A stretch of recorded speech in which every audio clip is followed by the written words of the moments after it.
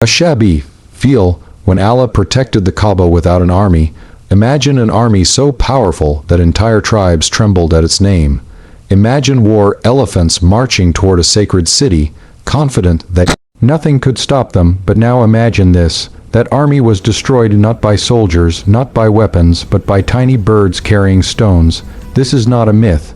This is not a legend. This is a true Quranic event.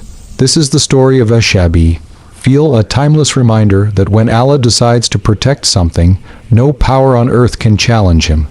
The arrogance of Abraha. This story takes us back to Arabia, before the birth of Prophet Muhammad. DFA.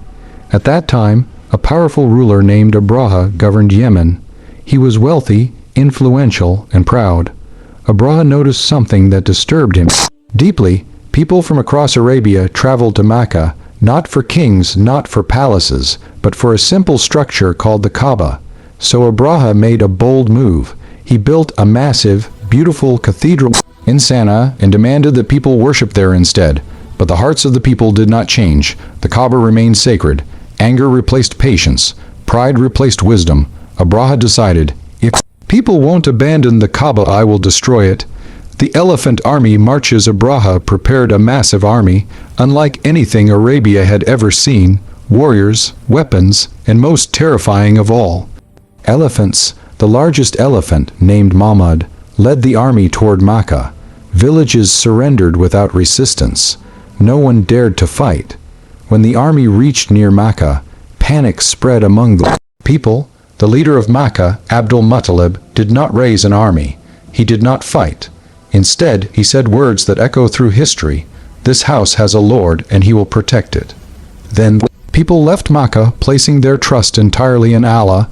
As Abraha ordered the attack, something strange happened. The great elephant refused to move. It would walk in any direction except toward the Kaaba. Soldiers beat it. They pushed it. Nothing worked. And then the sky changed. Dark shapes appeared above. Not clouds, not angels in visible form, birds, small birds, Ababeel, flying in organized groups. Each bird carried tiny stones in its beak and claws. No one understood what was happening until the stones began to fall. Divine punishment. The stones struck the army with precision. They pierced armor. They shattered bodies. Men collapsed. The mighty army turned into chaos. This was not an ordinary attack. This was divine punishment. The Quran describes them as becoming like eaten straw. The strongest soldiers were helpless. The elephants fled. Abraha himself was struck.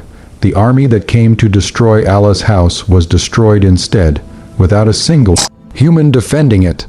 The aftermath. Abraha survived briefly, but his body began to decay piece by piece. He returned to Yemen humiliated, a broken ruler. The Kaaba stood untouched. No walls collapsed. No stones were broken. Allah had protected his house exactly as promised.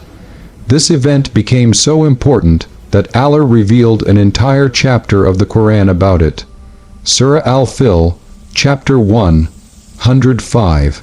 Lessons for all generations. This story is not just history, it is a warning. It teaches us, power without humility leads to destruction. Pride blinds even the strongest rulers. Allah does not need armies to defend his will. Small things can defeat great forces by Allah's command. True safety lies in trust, not strength, in a world obsessed with technology, weapons, and control.